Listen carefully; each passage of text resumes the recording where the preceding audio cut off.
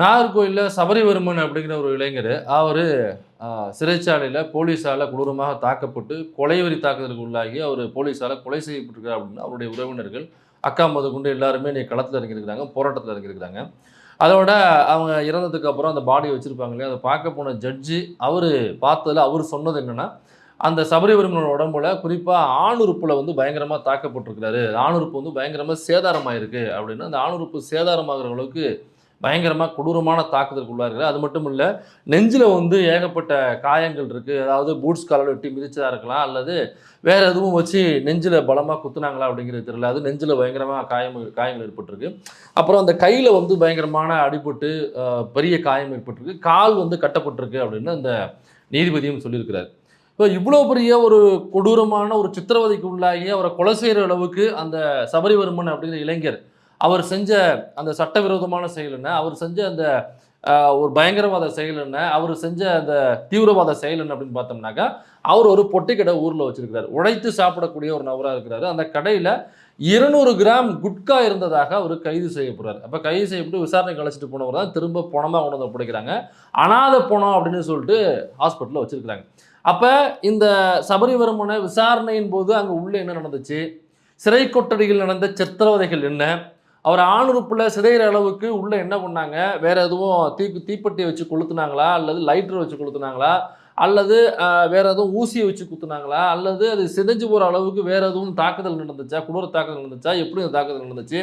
அப்புறம் ஜட்ஜி இதுக்கு மேலே அவர் சொன்ன விஷயங்கள் என்ன, இன்னைக்கு நாகர்கோவிலில் எவ்வளோ பெரிய ஆர்ப்பாட்டமாக போராட்டமாக அந்த மக்கள் எவ்வளோ கொந்தளிப்பில் இறங்கியிருக்காங்க போன்ற பல விஷயங்களை இந்த வீடியோவில் நம்ம பார்ப்போம்.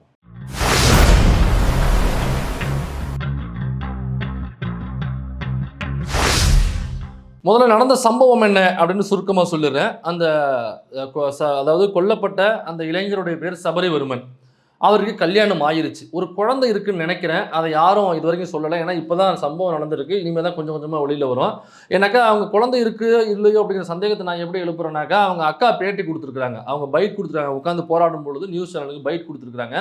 அப்போ கொடுக்கும்பொழுது பக்கத்தில் அவங்க மனைவியை காமிக்கிறாங்க. அவங்க மனைவி உட்காந்துருக்காங்க. அவங்க ஃப்ரேமில் பாய் தான் இருக்காங்க. அவங்க மனைவியுடைய மடியில் ஒரு பெண் குழந்தை ஒன்று உட்காந்துருக்கு. அதனால அவருடைய குழந்தையாக இருக்குமோ அப்படிங்கிற சந்தேகத்தில் தான் நான் சொல்கிறேன். குழந்தை இருக்கா இல்லையா, மற்ற விஷயங்கள் என்ன அப்படிங்கிறது போக போக தான் தெரிய வரும். ஆனால் மடியில் உட்காந்துருக்கிறத பார்த்தாக்கா அவர் குழந்தை மாதிரி தான் தெரியுது. அப்போ இப்போ அந்த சபரிவர்மன் வந்து ஊரில் ஒரு பொட்டிக்கடை வச்சு நடத்திட்டு இருக்காப்ல. கொல்லப்பட்ட அப்படின்னு சொல்லப்படுற சபரிவர்மன் ஊரில் பொட்டிக்கடை வச்சுட்டு இருக்காப்ல. அதில் குட்கா ஒரு 200 கிராமுக்கு குட்கா வச்சிருந்ததாக அவரை கைது பண்ணுறாங்க. அப்போ விசாரணைக்கு ஸ்டேஷன்லேருந்து ஃபோன் பண்ணி கூப்பிடுறாங்க. விசாரணைக்கு நேரடியாக போகிறாரு, ஆஜராகிறாரு. அப்போ விசாரணையில் ஃபோனை மட்டும் கொடுத்துட்டு போங்க அப்படின்னு ஃபோனை மட்டும் வாங்கி வச்சுட்டு சபரிவர்மனை திரும்ப அனுப்பிச்சிடுறாங்க. திரும்ப அனுப்பிச்சிட்டு மறுபடியும் போலீஸ் என்ன பண்ணுதுனாக்கா, வந்து ஃபோனை வாங்கிட்டு போக சொல்லுங்கள், நாங்கள் ஃபோனில் எல்லாம் பார்த்துட்டோம், செக் பண்ணிவிட்டோம், அதை வந்து வாங்கிட்டு போக சொல்லுங்கள் அப்படின்னு சொல்கிறாங்க. உடனடியாக சபரிவர்மன் திரும்ப ஃபோனை வாங்குறதுக்காக ஸ்டேஷனுக்கு போனவர், அதுக்கப்புறம் அவர் காதில் ஒரு கடுக்கன் போட்டுருக்காரு. அந்த கடுக்கனை கொண்டு போய் போலீஸ் வீட்டில் கொடுத்துருக்கு. வீட்டில் கொடுத்துட்டு அவங்களோட தம்பியை வந்து இதில் ஸ்டேஷனில் நாங்கள் கோர்ட்டில் வந்து ஆஜர்படுத்த போகிறோம், கேஸ் போட்டாச்சு, அதனால் நீங்கள் வக்கீலை வச்சு பார்த்துக்குங்க அப்படின்னு சொல்லிட்டு போகிறாங்க. சரிங்கன்னு சொல்லிட்டு அவங்க வக்கீல்கிட்ட போகிறாங்க. வக்கீல்கிட்ட போன உடனே அவங்க நீதிமன்றத்துக்கு போகும்பொழுது பெயில் எடுத்துக்கலாம், பெயில் போட்டுக்கலாம் அப்படின்னு சொல்கிறாங்க. நீதிமன்றத்தில் நீதிமன்ற காவல் அப்படின்னு சொல்லிட்டு போலீஸ் வந்து நீதிமன்ற காவல் எடுத்துகிட்டு போகிறாங்க. விசாரணைக்காக நீதிமன்ற காவல் தேவை அப்படின்னு சொல்லிட்டு நீதிமன்ற காவல் எடுத்துகிட்டு போகிறாங்க. இப்போ இந்த இவங்களோட சொந்தக்காரவங்க இருக்காங்க இல்லையா, இந்த கொல்லப்பட்ட அப்படின்னு சொல்லப்படுற சபரிவர்மனுடைய அக்கா, அப்புறம் அவங்க வீட்டில் உள்ளவங்க, அவங்கெல்லாம் திரும்ப ஸ்டேஷனில் போய் பார்க்குறாங்க. இந்த நீதிமன்ற காவல் எடுத்ததுக்கப்புறம் அவங்க ஸ்டேஷனில் போய் பார்க்குறாங்க. பார்த்ததுக்கப்புறம் இது எப்போ நடக்குதுனாக்கா, 9ஆம் தேதி ஜூலை 2026 தான் அவர் நீதிமன்ற காவலுக்காக நீதிமன்றத்தில் கொண்டு போய் சரண்டர் பண்ணி அங்கே நீதிமன்ற காவலுக்கு எடுத்த தேதி அப்படின்னு பார்த்தீங்கன்னாக்கா 9 ஜூலை 2026. அதுக்கப்புறம் 10ஆம் தேதி இவங்க ஸ்டேஷனில் போய் பார்க்குறாங்க. பார்க்கும்பொழுது அவர் நல்ல நிதானமாக இருக்கிறாரு. உடலில் எந்த வியாதியும் கிடையாது. முன்ன பின்ன ஹார்ட் அட்டாக்கு அல்லது உடல் வலி வந்தது அல்லது வேறு எதுவும் இந்த வலிப்பு நோயின்னு சொல்லுவாங்க, அந்த மாதிரியோ அல்லது வேறு எந்த உடல் உபாதைகளும் இல்லாமல் நல்ல ஆரோக்கியமான ஒரு நபராக இருந்திருக்கிறாரு. எந்த வியாதியும் கிடையாது.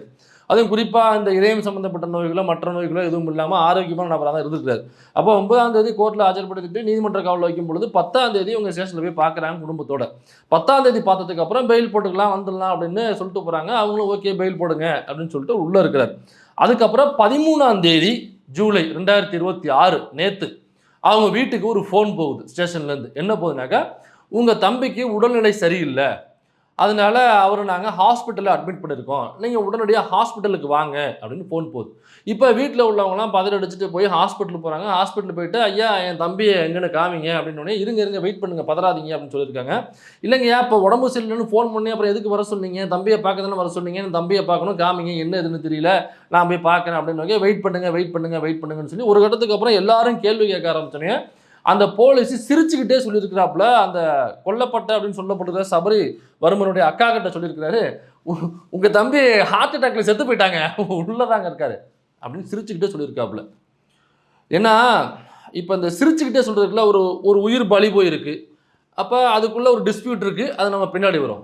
அப்போ அந்த உயிரை பலி கொடுத்துட்டு அந்த குடும்பம் எவ்வளவு ஏக்கத்தோட, எவ்வளவு துக்கத்தோட, எவ்வளவு துயரத்தோடு இருப்பாங்க. ஏன்னாக்கா அவருடைய வருமானத்தில் தான், அந்த பொட்டிக்கடையில் வர வருமானத்தை தான் அவங்க குடும்பம் இயங்கிட்டு இருக்கு. இப்போ வருமானம் கட்டாயிருச்சு, அந்த உசுறு போயிருச்சு, அந்த வீட்டில் உள்ள ஒரு உருப்படியும் போயிடுச்சு, அதாவது அந்த உயிர் வந்து போயிருச்சு. அப்போ அந்த உயிர் போகும்பொழுது அவங்க எவ்வளோ அவங்ககிட்ட சிரிச்சுக்கிட்டே அந்த காவல்துறையை சார்ந்த ஒரு பதில் சொல்கிறதுக்குள்ள எவ்வளவு அலட்சிய போகுன்னு பாருங்கள். ஏன்னா நான் இப்போ பேசுகிறேன் அப்படிங்கிறதுக்காக ஏதோ ஒரு அமைச்சர்கிட்ட போய் நீங்கள் கேள்வியாக கேட்டுறாதீங்க. நீங்கள் ஒருவேளை குறிப்பாக கூட்டணி கட்சிகளில் இருக்கிற அந்த அமைச்சர்கள்ட்ட இந்த கேள்வியை கேட்டுறாதீங்க. ஏன்னாக்கா போலீஸ்னா எப்பவும் என்ன அழுதுகிட்டே இருப்பாங்களா, இல்லை துக்கத்தில் தான் இருப்பாங்களா? அவங்களுக்கு 100ல் ஒரு கேஸுங்க, அது நமக்கு தான் ஒரு கேஸு. அதனால் அவங்க சிரிக்கிறதுங்கிறது ஏன் போலீஸு இப்படியாப்பட்ட சுச்சுவேஷனில் சிரிக்கக்கூடாதா, போலீஸ் சிரிக்கக்கூடாதுன்னு சட்டம் எதுவும் இருக்கா அப்படின்னு கேட்டுருவாங்க. அதனால் அப்படி கேட்டு அவங்கள அந்த கேட்குற அளவுக்கு நம்ம தள்ளிவிட வேண்டாம் அப்படிங்கிறதுக்காக அவங்ககிட்ட அந்த கேள்வியை கேட்டுறாதீங்க. அப்போ போலீஸு சிரிச்சுக்கிட்டே சொல்லியிருக்கிறாங்க. அதுக்கப்புறம் மல்லி கட்டிட்டு இவங்க ரொம்ப புஷ் பண்ணோன்னு தான் உள்ளே பார்க்குறதுக்கு அலோவ் பண்ணியிருக்காங்க. உள்ளே போய் பார்த்தோம்னாக்க டெட் பாடி மட்டும் தான் கிடந்திருக்கு. அப்போ கேட்டிருக்காங்க, எங்க உடம்பு சரியில்லைன்னு சொல்லி வர சொன்னீங்க, இப்போ பார்த்தோம்னாக்கா டெட் பாடியாக இருக்குது அப்படின்னு கேட்டிருக்காங்க. அப்போ நாங்கள் போஸ்ட்மார்ட்டத்துக்குலாம் நாங்கள் அலோவ் பண்ணிட்டோம் அப்படின்னு போலீஸ் சொல்லியிருக்காங்க. ஏங்க நாங்கள் வீட்டில் இருக்கோம், எங்களை கேட்காம எப்படிங்க நீங்கள் போஸ்ட்மார்ட்டத்துக்கு அலோவ் பண்ணீங்க, எங்கள்கிட்ட எந்த தகவலுமே கொடுக்கலையே அப்படின்னு சொல்லும் பொழுது என்ன தகவல் கிடைச்சிருக்குன்னா, அவங்கள அனாத பணம் அப்படின்னு சபரிவர்மனை வந்து அனாத பணம்னு போலீஸே சைன் போட்டுருச்சு. அப்போ உறவினர்கள் இருக்காங்க, போலீஸ் கஸ்டடியிலேருந்து தான் நாங்கள் கொண்டு வர்றோம், லாக்அப் நாங்கள் வந்து நீதிமன்ற காவல் எடுத்துகிட்டு போய் அங்கேருந்து தான் கொண்டு வரோம்னு ஹாஸ்பிட்டலில் சொன்னாக்கா, அப்போ உறவினர்களை கூப்பிடுங்கன்னு போலீஸ் இவங்க டாக்டர் சொல்லுவாங்க. அப்போ அனாத பணங்க எங்கேயோ ஒன்று கடந்து தூக்கிட்டு வந்தாங்க அப்படின்னு சொன்னோம்னாக்கா அதுக்கு சில சைன்ஸ் இருந்தால் போதும், அந்த சைனை போட்டோம்னாக்கா அவங்க போஸ்ட்மார்ட்டம் பண்ணிடுவாங்க. அப்படியே அனாத பணம்னு சொல்லி கொண்டு போய் அதை அட்மிட் பண்ணியிருக்காங்க. இப்போ அனாத பணம்னு சொல்லிட்டோம் அப்படின்னு சொல்லியிருக்காங்க. அப்போ அங்கே மேஜிஸ்ட்ரேட்டுக்கு தகவல் போய் மேஜிஸ்ட்ரேட் நேரடியாக பார்க்க போயிருக்காரு உடம்பை. இப்போ பார்க்கும்போது தான் மேஜிஸ்ட்ரேட் சொன்ன தகவல் என்னென்னா, அவருடைய கால்கள் கட்டப்பட்டிருந்த நிலையில் இருந்துச்சு, கால்கள் கட்டப்பட்டிருக்கு, கையில் வந்து பயங்கரமான தாக்குதல் நடந்திருக்கு, பயங்கரமாக அடிபட்டிருக்கு கையில். அப்போ பயங்கரமாக கையில் அடிச்சிருக்காங்க. அது மட்டும் இல்லை, நெஞ்சில் வந்து ரொம்ப ஆழமான காயங்கள், பூட்ஸை வச்சு மிச்சதோ அந்த மாதிரி ரொம்ப கொடூரமான தாக்குதல் நெஞ்சில் நடந்திருக்கு. அப்புறம் அவருடைய ஆணுறுப்பில் ரொம்ப காயங்கள் இருந்திருக்கு, ரொம்ப புண்ணாகிற அளவுக்கு, செதஞ்சு போகிற அளவுக்கு ஆணுறுப்பு வந்து பாதிக்கப்பட்டிருக்கு, அது வந்து தாக்குதலுக்கு உள்ளாயிருக்கு. அப்போ ஒரு 200 கிராம் குட்கா அந்த பெட்டிக்கட்டில் வச்சுருந்தாரு அப்படிங்கிறதுக்காக அவர் இந்த அளவுக்கு சித்திரவதை பண்ண வேண்டிய அவசியம் என்ன? நீதிமன்ற காவல் எடுத்தீங்க, நீங்கள் என்ன ப்ரூஃப் இருக்கோ திரும்ப கூட நிப்பாட்ட போகிறீங்க, தவறுனாக்கா நீதிமன்றம் தண்டிக்க போகுது அவங்கள. இதுக்கு இடையில அவர் இந்த அளவுக்கு கொடுமை பண்ணி அவரை சாகடிக்க வேண்டிய அவசியம் தேவை எங்கிருந்து வருதுன்னு கேட்குறேன். 200 கிராம் குட்கா வச்சுருந்தாரு அப்படிங்கிறதுக்காக இவ்வளவு பெரிய ஒரு தாக்குதலை அவர் மீது நடத்தி ஆகணுமா? அதுவும் அவர் யாருனாக்கா ஒரு மாற்றுத்திறனாளி. அவர் யார்? சபரிவர்மன் ஒரு மாற்றுத்திறனாளி. ஒரு மாற்றுத்திறனாளியை இந்த அளவுக்கு ஒரு மனித நேயமே இல்லாமல், ஒரு கருணை உள்ளமே இல்லாமல் நீங்கள் சட்டப்படி நடந்துக்குங்க, என்ன தண்டனையோ அதை பெற்றுக் கொடுங்க, என்ன ப்ரூஃப் இருக்க கொண்டே காமிங்க, தண்டனை வாங்கி கொடுங்க, இல்லை பெயில் எடுத்தாக்கா அவர் பெயிலில் வரப்போ போகிறாரு, அவ்வளோதானங்க சட்டப்படி நடக்க வேண்டிய விவகாரங்க. அதுக்கு இடையில இந்த அளவுக்கு ஒரு குடும்பப்படுத்த வேண்டிய அவசியம் எங்கிருந்து வருது? அப்போ அவசியம் எங்கிருந்து வருதுன்னா, தாவேகாவில் எவனாவது இதே மாதிரி குட்கா கடத்தின வழக்கு இருக்கும்ல, அதை வந்து எப்படியாவது டேலி பண்ணி ஆகணும் அப்படிங்கிறதுக்காக அந்த வழக்கை தூக்கி இவர் தலையிலே போடுறதுக்கு இவரை ரொம்ப டார்ச்சர் பண்ணி இவளை கொடுமைப்படுத்தி அந்த தவறை நீயே ஒத்துக்குன்னு சொல்லி உள்ள கொடுமைகள் நடந்துச்சா அப்படிங்கிறது நமக்கு தெரியல. ஏன்னா 200 கிராம் வச்சிருந்தாரு அப்படிங்கிறதுக்கு இவ்வளோ பெரிய கொடுமை நடந்திருக்குன்னா, இதே மாதிரி ஈரோடு பவானியில் நேற்று ஒருத்தரை கைது பண்ணுறாங்க. ஈரோடு பவானியில் அருண் அப்படிங்கிற ஒரு நபர், அவர் எவ்வளோ திரும்ப குட்கா வச்சிருந்தாரு? 8 கிலோ குட்கா வச்சிருந்தார். 8 கிலோ. இது சன் நியூஸில் ரிப்போர்ட் ஆயிருக்கு. ஆனால் சில பேர் 140 கிலோன்னு சொல்கிறாங்க, அது என்ன உண்மைங்கிறது நமக்கு தெரியல. ஆனால் சன் நியூஸில் ரிப்போர்ட் ஆனது 8 கிலோ குட்காவோட அவர் கைது செய்ய போகிறார். 3 காரு 25,000 ரூபா பணத்தை பறிமுதல் பண்ணியிருக்காங்க. அந்த 3 கார்லையும் வச்சுக்கிட்டு தான் இந்த குட்காவை அவர் எங்கேயோ கொண்டு போயிருக்காரு அல்லது விற்கிறதுக்கு முயற்சி பண்ணியிருக்காரு. அப்ப 200 கிராம் வச்சிருந்தவரையே நீங்க இவ்வளவு டார்ச்சர் பண்ணி நீதிமன்ற காவல் எடுத்து அவரை விசாரணைங்கிற பேர்ல அவரை கொடுமை பண்ணி சித்திரவதை பண்ணி அவருடைய ஆணுறுப்பு சிதைற அளவுக்கு அவரை கொடுமைப்படுத்தி அவரை நீங்க கொலை செஞ்சிருக்கீங்கன்னா 200 கிராமுக்கு 8 கிலோ வச்சிருந்தவனுக்கு, அதுவும் இந்த ஈரோடு பவானியில கைது பண்ணாங்களா அருண் கிராம், அவன் யாருனாக்கா தாவேக்கா நிர்வாகி. அவன் இந்த 8 கிலோ மட்டும் இல்லை, 2022 இவன் மேலே ஒரு வழக்கு இருக்குது, அதில் இவனை கைது பண்ணியிருக்காங்க. அதில் இவன் குட்கா கேஸில் தான் அப்பையும் கைதாகிருக்கான். அப்போ இவன் கொண்டு போன குட்காவினுடைய அளவு எவ்வளோ தெரியுமா? 1.5 டன்னு. 1.5 டன்னுனா 1 டன்னுனா 100 கிலோ. அப்போ 1.5 டன்னுனா மன்னிக்கணும் 1000 கிலோ 1 டன்னுனா. அப்போ 1.5 டன்னுனா எவ்வளோ? 1500 கிலோ குட்காவோட 2022 கைதாகிருக்கான் அருண். அப்போ 1500 கிலோ குட்கானாக்கா அப்போ செல்ஃப் கன்சம்ஷனுக்கு இல்லை, அவனுக்கு தேவை ஒரு பாக்கெட்டு 2 பாக்கெட்டு வாங்கி வச்சிருந்தான். அப்படி கிடையாது. அப்படி வச்சுதாலுமே தவறு தாங்கிறது வேற விஷயம். இவன் 1500 கிலோ வச்சிருக்கான்னாக்கா அப்போ தமிழ்நாடு முழுக்க டிஸ்ட்ரிபியூட்டராக இவன் தான் இருக்க முடியும். 1500 கிலோ. இப்போ 1500 கிலோ குட்காவோட கைதாகும் பொழுது இவன் மேலே குண்டாஸ் போட்டுச்சு. 2022 திமுக அரசு இவன் மீது குண்டாஸ் போட்டிருக்கு. ஏன்னாக்கா ஹேபிச்சுவல் அஃபெண்டராக இருந்திருக்காங்க.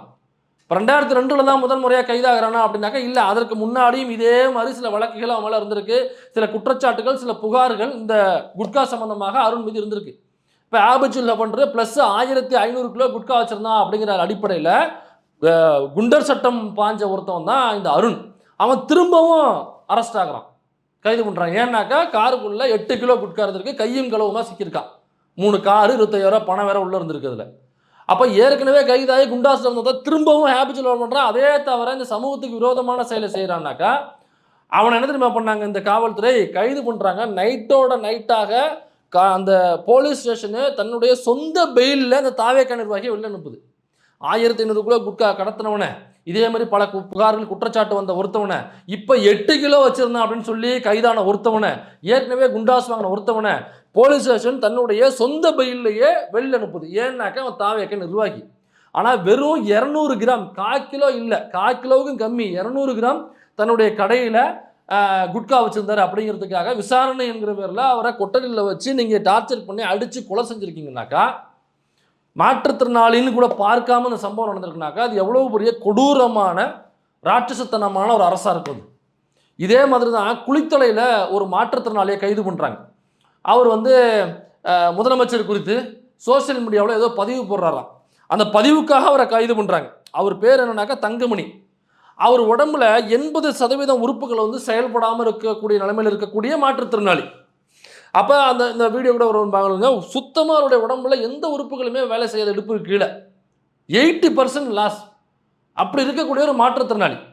அவர் அந்த பதிவு போட்டது தவறுனே வச்சுக்கங்க. அவர் அதுக்கு அந்த பதிவை டெலீட் பண்ணிவிட்டு திரும்ப அந்த பதிவுக்கு மன்னிப்பும் கேட்குறாரு. தெரியாமல் நான் பண்ணிட்டேன்னு மன்னிப்பும் சோசியல் மீடியாவில் கேட்டார். அதுக்கப்புறம் இந்த காவல்துறை தேடி போய் அவரை கைது பண்ணுது. எங்கே? குளித்தலையில் உள்ள கடைசி கிராமம், அதான் எண்டு. அதில் அவருடைய வீடு கடைசியில் உள்ள வீடு. அங்கே போலீஸ் வண்டி எடுத்துகிட்டு நீங்கள் தேடி போய் அவரை கைது பண்ணி நீதிமன்றம் கூட்டு போகிறாங்க. அங்கே நீதிபதி என்னமா சொல்கிறாரு? என்னங்க உங்களை மனசாட்சி இருக்கா இல்லையா? காவல்துறையை மனசாட்சி இருக்கா இல்லையா போலீஸ் உங்களுக்கு? அவரை பார்த்துமாங்க நீங்கள் அவரை கைது என்னக்கா போலீஸ் போய்ட்டு ரிமாண்ட் எடுத்திருக்கு. அப்போ சொல்கிறாங்க, ஏங்க என்னங்க இந்த நிலைமையில் இருக்கிறாரு, அவரை போய் நீங்கள் கைது பண்ணி கூட்டு வந்திருக்கீங்க, 10ஆவதுக்கு இன்னமும் எங்களுக்கு விசாரணை பண்ணணும் அப்படின்னு சொல்லி கேட்குறீங்களே, என்ன விசாரணை பண்ண போகிறீங்க? போட்ட பதிவு தப்புன்னு அவரே மன்னிப்பு கேட்டார். அவரை பார்த்து மாற்றத்தினால 80% உடம்புல செயல்படாமல் இருக்கக்கூடிய ஒருத்தர் நபர், அவரை கைது பண்ணுறதுக்கு முதல்ல உங்களுக்கு எப்படி மனசு வந்துச்சுன்னு கேட்குறாங்க. அவரும் மாற்றத்தினாலி. ஆனால் ஏற்கனவே 1.5 டன்னு கடத்தினவன் 8 கிலோ குட்காவோட கைதானவனை நீங்கள் ரிலீஸ் பண்ணிடுவீங்க. அதே மாதிரி குளித்தலையில் இன்னொரு சம்பவம், அதே குளித்தலையில் இன்னொரு ஒரு சம்பவம். ஒருத்தவன் தாவேக்கா நிர்வாகி, அவன் ஒரு பொண்ணுக்கிட்ட தவறான செயலில் ஈடுபடுறான். அவன் மீது புகார் கொடுக்குறாங்க. புகார் கொடுத்து எந்த நடவடிக்கையும் காவல்துறை எடுக்கவே இல்லை. ஏன்னாக்கா அவன் தாவேக்கா நிர்வாகி. அவன் திரும்ப திரும்ப போய் கேட்குறாங்க, ஏங்க அவன் வீட்டு பெண்கள்கிட்ட தப்பாக நடந்துக்கிட்டான், வீடு புகுந்து அந்த தவறை நிகழ்த்தியிருக்கான், நாங்கள் கையங்களவுமா பிடிச்சி உங்கள்கிட்ட புகார் கொடுத்துருக்குறோம். ஏன்னாக்கா பெண்களுக்கு பாதுகாப்பு தரும் அரசு இது, சிங்க பெண் படை, அந்த பெண் படை, எல்லா பெண் படையும் வச்சுருக்கீங்க, பெண்களுக்கு பாதுகாப்பு கொடுக்கறது தான் என்னுடைய முதல் லட்சியம்னு சிஎம் ஜோசப் விஜய் அவர்கள் சொல்லியிருக்கிறாரு. அப்போ நான் கையங்களவுமா பிடிச்சி கொடுக்குறோம், ஆதாரத்தோடு நிப்பாட்டுறோம், நாங்கள் புகார் கொடுத்துருக்குறோம், கம்ப்ளைண்ட் கொடுத்துருக்குறோம், எந்த நடவடிக்கையும் ஏன் எடுக்கவில்லைன்னு சொல்லிட்டு பல நாட்கள் ஆகுது. நடவடிக்கை எடுக்கலாங்க அவன் தாவேக்கா நிர்வாகி. அப்போ பொதுமக்கள் என்ன ஆகிறாங்க, கடுப்பாகி அவனை வீடு புகுந்து அடிக்கிறாங்க. அப்போ என்ன பண்ணுறாங்க அந்த காவல்துறை, இந்த வீடு புகுந்து அவனை என்னக்க நீங்கள் நடவடிக்கை எடுக்கலனாக்கா அவரை பொதுமக்கள் என்ன பண்ணுவாங்க? அப்புறம் அவங்க தான் நடவடிக்கை எடுத்தாகணும். அப்போ என்ன பண்ணுது காவல்துறை, இந்த நடவடிக்கை எடுக்க போன பொதுமக்கள் இருக்காங்களா அவங்கள கண்டிச்சு அனுப்புது. இல்லைனா உங்கள் மேலே நான் கேஸ் போட்டுருவேன், எப்படி நீங்கள் அவங்கள வீடு பூந்து வந்து மிரட்டலாம், வீடு பூந்து அவனை எப்படி நீங்கள் திட்டலாம், அதற்காக நீங்கள் வீடு பூந்து தாக்க போனீங்க, கொலைவெறி தாக்குதல் பண்ண போனீங்கன்னு சொல்லிட்டு உங்கள் மீது நான் வழக்கு போடுவேன்னு சொல்லிட்டு இந்த காவல்துறை. அப்போ தாவேக நிர்வாகி எந்த தவறு பண்ணாலும் எந்த நடவடிக்கை எடுக்க மாட்டீங்க. குட்கா கடத்தினா நடவடிக்கை எடுக்க மாட்டீங்க. ஆனால் ஒரு மாற்றுத்திறனாளி 200 கிராம் குட்கா வச்சுருந்தாங்க, நீங்கள் அடித்து கொள்ளுவீங்க. பெண்களுக்கு அவ்வளவு பாலியல் தொல்லை, வீட்டுக்குள்ளே பூந்து ஒரு தாவேக நிர்வாகி கொடுத்தா, புகார் கொடுத்தா, கையங்குளம் முடிச்சு கொடுத்தாங்க, நடவடிக்கை எடுக்க மாட்டீங்க. ஆனால் ஒரு மாற்றுத்திறனாளி ஏதோ தெரியாமல் ஒரு பதிவு போட்டார் அப்படிங்கிறதுக்காக அவரை கைது பண்ணி கொண்டு போய் நீங்கள் ரிமாண்ட் பண்ணுவீங்க. இப்போ இதில் எங்கே குழந்தைகளுக்கு இது பெண்களுக்கு என்ன பாதுகாப்பு இருக்குது, அல்லது மாற்றுத்திறனாளிகளுக்கு இதில் என்ன பாதுகாப்பு இருக்குது? இன்னொரு பக்கம் அமைச்சரில் பார்த்தோம்னாக்கா ஒருத்தர் பவுடரை வச்சுக்கிட்டு ஏதோ ஏடிஎம் கார்டை வச்சுக்கிட்டு பண்ணிக்கிட்டு இருக்காரு ஒரு அமைச்சர். அவர் மீது என்ன நடவடிக்கை? எந்த நடவடிக்கையும் இல்லை. தஞ்சாவூர் எம்எல்ஏ நம்ம சரவணன், அவர் சரக்கு பாட்டில் வச்சு டான்ஸ் போடுறாரு, அவர் மீது என்ன நடவடிக்கை? எந்த நடவடிக்கையும் இல்லை. அப்புறம் இந்த ஏற்கனவே இதே மாதிரி அஜித்தினுடைய காவல் கொட்டடி மரணம் நடந்துச்சு. அப்போ அஜித்தினுடைய அந்த மரணம் நடக்கும் பொழுது, அந்த படுகொலை நடக்கும் பொழுது எல்லாருமே நாமளுமே அஜித்துக்கு ஆதரவாக தான் நின்னோம். அன்னைக்கு இருந்த சிஎம்மாக இருந்த ஸ்டாலின் அவர்கள் அதை பொறுப்பேற்றுக்கிட்டாரு. ஆமாங்க, இதுக்கு இந்த அரசு தான் காரணம், நான் இந்த காவல்துறைக்கு அமைச்சர் என்கிற முறையில் இந்த பொறுப்பை நான் ஏற்றுக்கொள்கிறேன் அப்படின்னு சொல்லிட்டு மன்னிப்பு கேட்டார். பொதுவெளியில் மன்னிப்பு கேட்டார். லிட்டரலாக பாதிக்கப்பட்ட நபர்கள்கிட்ட மன்னிப்பு கேட்டார். அது மட்டும் இல்லாமல் அதுக்கு காரணமாக இருந்த அந்த போலீஸ் இருக்காங்கல்ல, அவங்க மீது கொலை வழக்கு, நேரடியாக கொலை வழக்கே பதிவு செஞ்சார். அதாவது ஒரு அரசு தன்னுடைய ஆளுகைக்கு கீழே, தன்னுடைய கவனத்துக்கு கீழே உள்ள ஒரு காவல்துறையின் மீது அந்த அரசே ஒரு கொலை வழக்கை பதிவு செய்யுது. அது மட்டும் இல்லாமல் அந்த கொல்லப்பட்ட அஜித்தினுடைய தம்பி நவீன்குமாருக்கு அரசு வேலையை தருது.